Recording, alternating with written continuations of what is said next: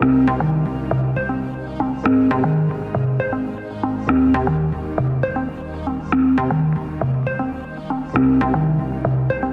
everyone. Today our guest speaker is Usman Tahir. He's a registered immigration consultant who will be providing an insight into the immigration process. Our today's topic is going to be if you are on a visit visa and if you want to gain permanent residency, then what's the process that you can follow? Usman जो है वो alumni हैं FAST university के national university के he completed his MBA from FAST in 2011 and he's currently the owner of Futurix Consulting which provides immigration services from application process all the way to guiding on any changes that comes in immigration rules. It is a very complex process, so there are a lot of times that we need somebody, an expert, and that's where Usman's expertise really helps. मैं इससे ज़्यादा उस्मान के बारे में मैं ख्याल है उनको खुद हम मौका देते हैं कि वो अपने बारे में बताएं. So over to you, Usman. Thank you so much sharing. मैं फास्ट से ग्रेजुएट हुआ था 2011 के बाद मैंने just to give you little background कि मैंने बैंकिंग सेक्टर को ज्वाइन किया था जैसा नॉर्मली हर कोई स्टूडेंट पाकिस्तान में जैसा करता है.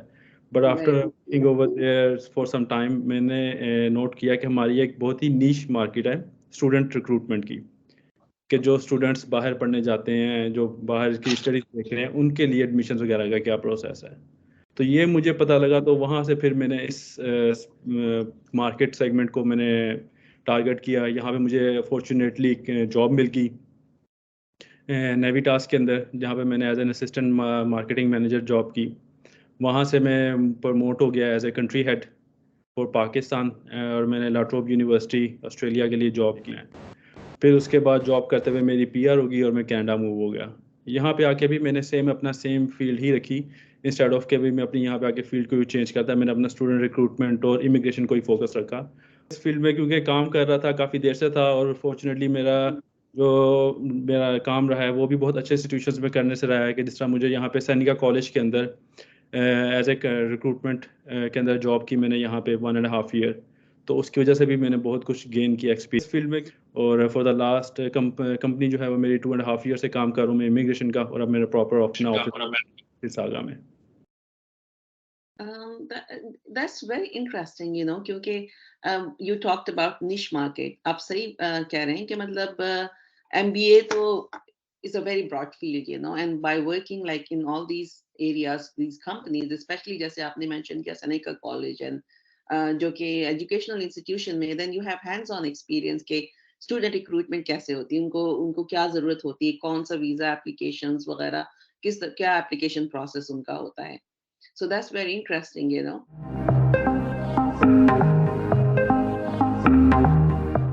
Like let's talk about like the different categories जो available होती हैं immigration की.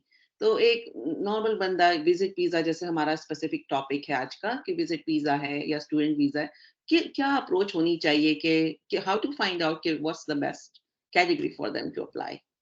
इसका ये होता है कि कोई भी जो एप्लीकेंट है उसके लिए तमाम options first of all open होती हैं. जैसे कि अगर प्रोफाइल बंदे की स्टडी किया हुआ है उसने पहले बैचलर्स और वो आगे से आगे एजुकेशन देख रहा है, मूव होना चाह रहा है कनाडा, तो वो फिर एजुकेशन के ऊपर आ जाए और वहाँ से अपना नेक्स्ट स्टेप करे. या अगर किसी का कोई प्रीवियस वर्किंग एक्सपीरियंस है, उसके पास मास्टर्स है और वो मूव होना चाह रहा है कनाडा, तो फिर हम उसको उसके हवाले से गाइड कर सकते हैं कि वो विजिट के ऊपर आ जाए या वो वर्क के ऊपर आ जाए या उसके लिए क्या बेस्ट ऑप्शन हो सकती है. तो ये हम उस प्रोफाइल टू प्रोफाइल देख के वेरीफाई करते हैं और हम उसको गाइड करते हैं. I see. So आप मतलब so it really depends on the individual, right? कि वो किस तरह से उसको higher number of points या eligibility points मिल सकते हैं.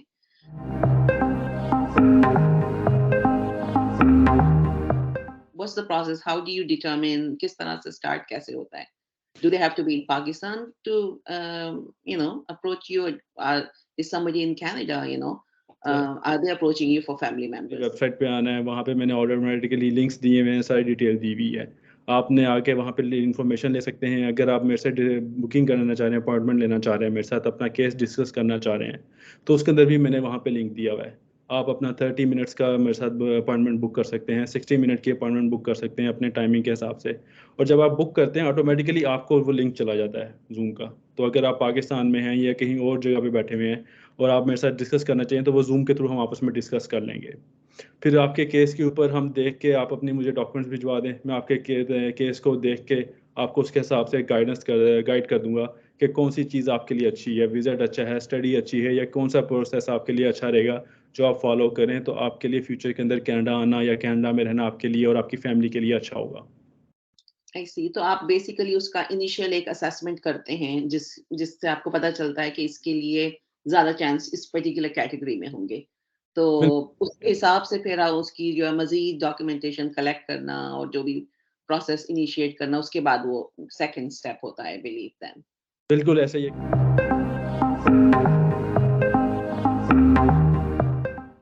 ओके, तो let's talk about the visit visa. क्या कोई खास एक विजिट वीजा के लिए like do they have to have family members, कोई खास मतलब उसके लिए एलिजिबिलिटी होनी चाहिए to just to even get a visit visa? कि वो तो नेक्स्ट स्टेप होता है ना कि to go to the permanent residence. तो शुरू बंदा कहाँ से करे, बेसिकली ये क्वेश्चन है। तो visit visa is like itself, name जो है वो एक्सप्लेन करता है कि विजिट करने के लिए बेसिकली कनाडा आना चाह रहे हैं, so that's why you apply basically. उसके लिए किसी भी पर्सन का कनाडा में रिलेटिव होना या कनाडा के अंदर रिलेशनशिप होना इट्स नॉट नेसेसरी। अगर किसी के कोई रिलेटिव्स होते हैं सो एक एडेड एडवांटेज हो सकता है उनको कि लेट्स से कि ईद है या कोई किस्म के फंक्शन है, शादी का है या कोई बर्थडे है या कोई इस किस्म के सेलिब्रेशन है जो कि फैमिली आपस में करना चाह रही है, तो इसके लिए वो आना चाह रहे हैं, विजिट करना चाह रहे हैं, तो that is an advantage. Otherwise आप कनाडा के अंदर कभी भी विजिट करने के लिए आ सकते हैं, आपको उसके लिए कोई स्पेशल रिक्वायरमेंट नहीं चाहिए होती। आपने बस इंटेंशन ये शो करानी होती है कि आप विजिट करके वापस जाएंगे। ओके, तो फिर वो परमानेंट रेसिडेंस के लिए क्या फिर आने के बाद यही डायरेक्ट अप्लाई हो सकता है, या फिर उसके लिए they have to go back and continue the process? So basically जब कोई विजिट के ऊपर आता है द पे पर्पस यही होता है कि वो कनाडा को देखने आया है, वो यहाँ पे वर्क करने नहीं आया। ठीक है, लेकिन अगर बाय चांस उसको कोई ऐसी जॉब ऑप्शन मिल जाती है, जॉब अपॉर्चुनिटी ऐसी नज़र आ जाती है उसको जो कि उसकी प्रोफाइल के साथ होती है, तो ऑफ कोर्स कनाडा ने उसके लिए भी बनाए हुए हैं ऑप्शंस कि आप उसको फॉलो करके अपना जॉब के लिए भी कन्वर्ट कर सकते हैं अपने वीज़ा को, जो कि आपको बाद में लेटर ऑन हेल्प करते हैं आपकी पीआर के लिए।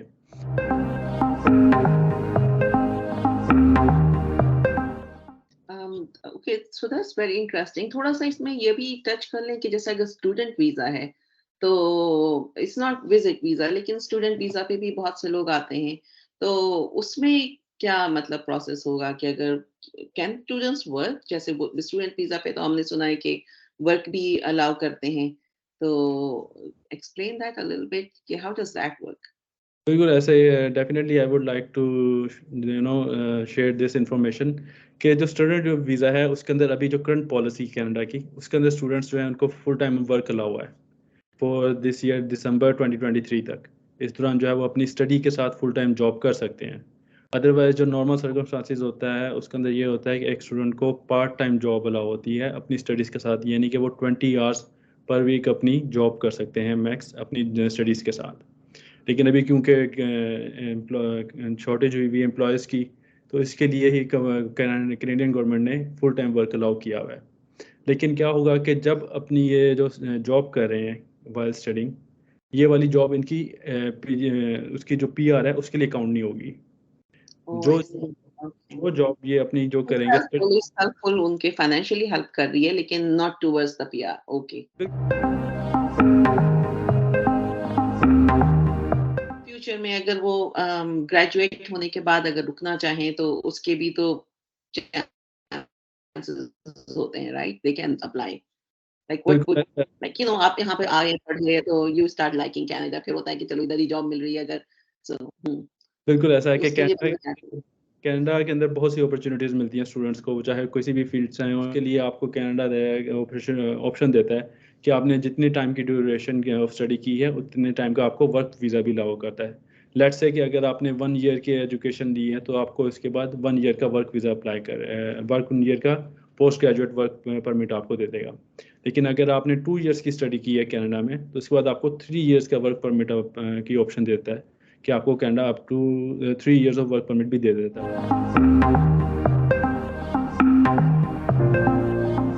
तो ऐसा हो सकता है कि अगर कोई जैसे विजिट वीजा पे आए और उसको जैसे कि once you come to see the place, right? तो आपको लगता है कि ठीक है, मैं फिर know I can get an admission, तो एडमिशन लेकर के फिर उसको कन्वर्ट कर सकते हैं, meaning new visa, I guess that would be a new visa, right? Student visa के लिए अप्लाई कर लें, and that can be another process to go towards a permanent residency. तो बेसिकली स्टूडेंट्स वीज़ा जो है वो एक डिफरेंट काइंड ऑफ वीज़ा है विजिट वीज़ा से। अगर आप विजिट करने आए और आपको कोई प्रोग्राम किसी इंस्टीट्यूशन में अच्छा लगता है, तो अगर तो वो 6 मंथ से कम का है तो it's fine, you can study that without applying study visa. ठीक है, अगर 6 मंथ से कम का है तो आपको स्टडी वीज़ा अप्लाई किए बगैर आप वहाँ पे जॉब कर सकते हैं, सॉरी वहाँ पे स्टडी कर सकते हैं, लेकिन उस प्रोग्राम के अंदर आपका कोऑप नहीं होना चाहिए। It's just like your theory work, तो आप वो प्रोग्राम कर सकते हैं। हाँ, अगर आपका प्रोग्राम 1 साल से 6 मंथ से या 8 मंथ से बड़ा है और ये प्रोग्राम के अंदर कोऑप शामिल है, तो फिर आपको उसके लिए स्टडी परमिट चाहिए। और स्टडी परमिट के लिए कनाडा के अंदर ये है कि आप वो बाहर आउटसाइड कंट्री अप्लाई करें, तो फिर उसमें ज़्यादा चांसेस होते हैं।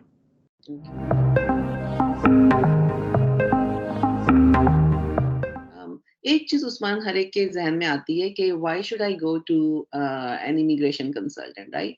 What is RCIC? थोड़ा आप एक्सप्लेन करेंगे कि ये सर्टिफिकेशन क्या है और इसकी वैल्यू क्या है?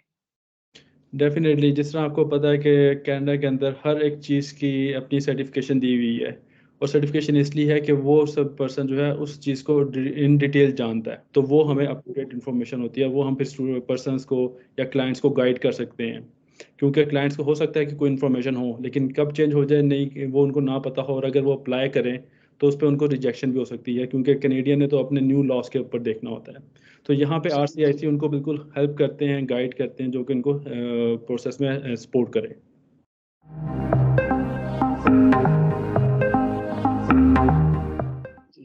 आई think we have a question, so please go ahead.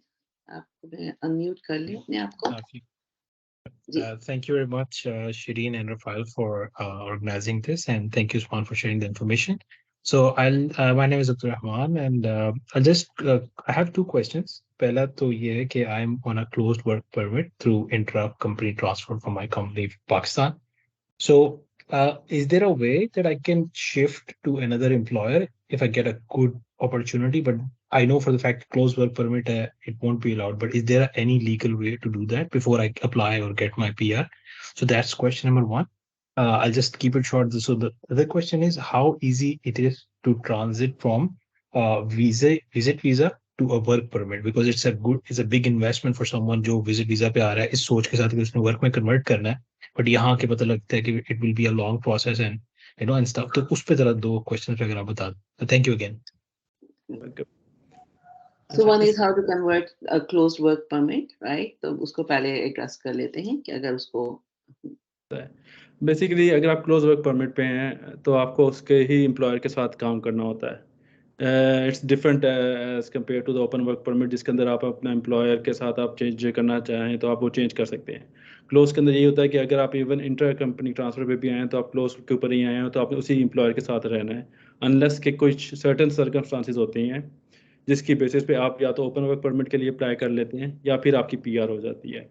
उस बेसिस के ऊपर आप अपना एम्प्लॉयर चेंज कर सकते हैं, otherwise you have to work with your current employer. और इनका दूसरा क्वेश्चन था how to convert, the process is very lengthy, right? So how to convert that from a visit visa to, अगर visit visa के ऊपर कोई person आया हुआ है तो वर्क पे कन्वर्ट करना चाह रहा है तो उसके लिए प्रोसेस इट्स नॉट लेंथी। अगर हम इसको टेक्निकली देखें, of course you have to meet certain criteria जो आपके लिए होता है सारा बेनिफिशियल। Any other questions? तो एक चीज और ये पूछनी थी मुझे आपसे, वो ये कि you mention, you talked about the benefits के आईसीआईसी के साथ, यू नो, एफिलिएशन का एक पर्टिकुलर बेनिफिट होता है ना, यू गेट नोटिफिकेशंस, आपको you are up to date on क्या चेंजेस हो रही हैं, how they can impact your clients eligibility. So how can somebody verify कि you know I'm working with the right consultant? क्योंकि ये भी एक बहुत जरूरी है ना कि आपका केस सही बंदा हैंडल कर रहा हो, because you are sharing such अपनी इतनी पर्सनल इंफॉर्मेशन, अपना अभी लिस्ट देखी जाए तो इस a pretty big list, you know, कि ये सारे डॉक्यूमेंटेशन प्रोवाइड करने हैं लिटरली आपके शुरू से लेके फैमिली मेंबर्स हर एक की आप हर confidential information provide कर रहे होते हैं इस बंदे को. So putting a lot of trust in that immigration consultant, how do people determine they're working with the right person? बिल्कुल, डेफिनेटली मैं शेयर करना चाहूँगा ये, बल्कि बहुत इंपॉर्टेंट क्वेश्चन आपने पूछ लिया। बहुत से कंसल्टेंट्स पाकिस्तान में बैठे हुए हैं जो कि आरसीआईसी नहीं है, बट स्टिल वो प्रोवाइड कर रहे हैं information regarding immigration to Canada, कि जहाँ पे भी आपको वो इमिग्रेशन के लिए आपको बता देते हैं कि भाई ये चीज़ें पूरी कर लें, जो कि ठीक भी नहीं होती। लेकिन क्योंकि आप अपनी पर्सनल इन्फॉर्मेशन शेयर कर रहे होते हैं उनसे, जैसे कि आपके अपने डॉक्यूमेंट्स हो गए, एजुकेशनल डॉक्यूमेंट्स हो गए, आपका पासपोर्ट हो गया, जो कि आपकी पर्सनल चीज़ें हैं वो शेयर हो रही होती हैं, बहुत इंपॉर्टेंट डॉक्यूमेंट्स हैं। सो आपको उसके लिए बहुत विजिलेंट होना चाहिए, बहुत अप टू डेट होना चाहिए कि जो भी पर्सन से आप ये इन्फॉर्मेशन शेयर कर रहे हो वो पर्सन बिल्कुल लीगल है, वो पर्सन बिल्कुल कैनेडियन गवर्नमेंट की तरफ से ऑथोराइज्ड है कि वो इमिग्रेशन के ऊपर आपको एडवाइस कर सके। उसके लिए तरीका ये है कि आपने उसके लिए हमारी जो वेबसाइट है CICC की कॉलेज की, आपने उसके ऊपर जाना है। मैं आपको इसका तरीकाकार बता देता हूँ, बहुत ही इसका सिंपल सा है। जी जी. ठीक है, ये कॉलेज की वेबसाइट है जो कि एक college of immigration and citizenship consultants की है, जिसके अंदर कंप्लीट इन्फॉर्मेशन दी है। इसी तरह यहाँ पे इन्फॉर्मेशन दी है, फाइंड एन इमिग्रेशन कंसल्टेंट। आप इसके ऊपर क्लिक करेंगे तो आपको यहाँ पे नीचे आ रही होगी RCIC की alphabetical list of RCIC list by name. It's very easy कि अगर आपने किसी भी RCIC को सर्च करना है तो आपको यहाँ पर आ जाएगी। अब जिस तरह मेरा नाम किसी भी आप कंसल्टेंट के पास जाते हैं वो आपको अपना नाम बताएगा या अपना RCIC नंबर बताएगा, क्योंकि RCIC नंबर जो होता है वो हर एक पर्सन जो भी कैनेडियन गवर्नमेंट से ऑथराइज होता है उसको मिलता है, लाजमी मिलता है। तो जब आप किसी के पास जाएं कंसल्टेशन के लिए, उससे आप ये नंबर ज़रूर पूछें उससे कि आप उसका RCIC नंबर क्या है। I think verification is very important in today's world. There is a lot of like identity theft and all. So ये सब चीजें बहुत जरूरी होती हैं to make sure you're working with the right person. We have another question. Ali, please go ahead and unmute yourself. So just a question: what's the fee, a consultancy fee for any kind of case review? Okay, so fee consultation जो है वो very करती है case to case. जिस तरह मैंने बताया पहले कि एक क्लाइंट की जो है प्रोफाइल वो कौन से प्रोग्राम के लिए सूटेबल है, ठीक है, वो हमें देख के उसकी असेसमेंट करके पता लगता है। इसी तरह फ़ी भी उसकी प्रोफाइल के ऊपर जितना काम होना होता है उसके ऊपर ही वेरी डिपेंड करती है। जो सिंपल केसेस होते हैं उसके ऊपर of course there are max time इनकी जो इन्वेस्टमेंट होती है हमारी एफर्ट की इन्वेस्टमेंट होती है वो कम होती है। लेकिन जो कॉम्प्लिकेटेड केस होता है, सेम वर्क वीज़ा का ही अगर हम बात कर लें तो वो जो है वो ज़्यादा होती है। तो इस तरह ये प्रोफाइल टू प्रोफाइल वेरी करती है, जो कि हमें इनिशियल कंसल्टेशन के बाद पता लगती है। और जो इनिशियल कंसल्टेशन है वो नॉर्मली जो 1 आवर की है वो $100 है, और जो 30 मिनट्स की है वो $75 है, वो जो वेबसाइट पे दी हुई है already. We will be out of time, तो हमारा ये सेशन एंड हो रहा होगा। उस्मान, आप बता सकते हैं कि लोग आपको कैसे कांटेक्ट करें? तो इट्स वेरी इंपॉर्टेंट कि आप कह रहे हैं कि जाहिर है depending on the type of case कि वो बहुत कॉम्प्लेक्स हो सकता है या it's a straight forward case, you have different fee structures. और एक इनिशियल कॉन्वर्सेशन जो कि वो आपके साथ बुक करेंगे कंसल्टेशन, उसमें आप उनको बता देंगे कि भाई किस टाइप का केस है, उसके लिए क्या मतलब क्या प्रोसेस होगा, क्या फी स्ट्रक्चर होगा। तो how should people reach you, if you can share that information? Sure, ये मेरी तमाम इन्फॉर्मेशन दी गई है कि अगर मुझसे रब्ता करना चाह रहे हैं फ़ोन के ऊपर तो मुझसे फ़ोन पे रब्ता कर लें, मुझे ईमेल करना चाह रहे हैं अपने कोई डॉक्यूमेंट्स वगैरह, ये ईमेल कर लें। मेरी वेबसाइट का एड्रेस है जहाँ पे वो कंसल्टेशन बुक कर सकते हैं। कि अगर इन पर्सन करना चाह रहे हैं लेट से, तो उसकी भी ऑप्शन वेबसाइट के ऊपर दी गई है कि वो मेरे पास इन पर्सन भी कर सकते हैं। हमारा जो ट्विटर अकाउंट है, फेसबुक, इंस्टाग्राम, लिंक्डइन, सारी चीज़ें वो उसके ऊपर मेंशन की गई हैं और उसके ऊपर रेगुलर इन्फॉर्मेशन भी अपडेट होती है। एक और क्वेश्चन है, if we have 1 minute, कि is PETS now considered for immigration? This is from Faizan Rana. PT test की बात करें, मेरा ख्याल है वो अच्छा, okay, IELTS and all, PT okay. Test बिल्कुल अभी कैनेडियन गवर्नमेंट ने अप्रूव कर दिया हुआ है कि वो इसका जो जनरल वर्जन है उसको एक्सेप्ट करेंगे, बट लेटर हाफ ऑफ और the end of this year, ठीक है। उसके लिए अभी जो फर्दर इंफॉर्मेशन है वो अभी उन्होंने शेयर नहीं की, और ना ही अभी पीटीई का जनरल वर्जन आया है। जो अभी करंट वर्जन है पीटीई का वो सिर्फ एकेडमिक है और UKVI है। जो जनरल वर्जन है वो जब आएगा ऑटोमेटिकली तो हम वो भी आपसे शेयर कर लेंगे। चलें जी। All right, so thank you everybody.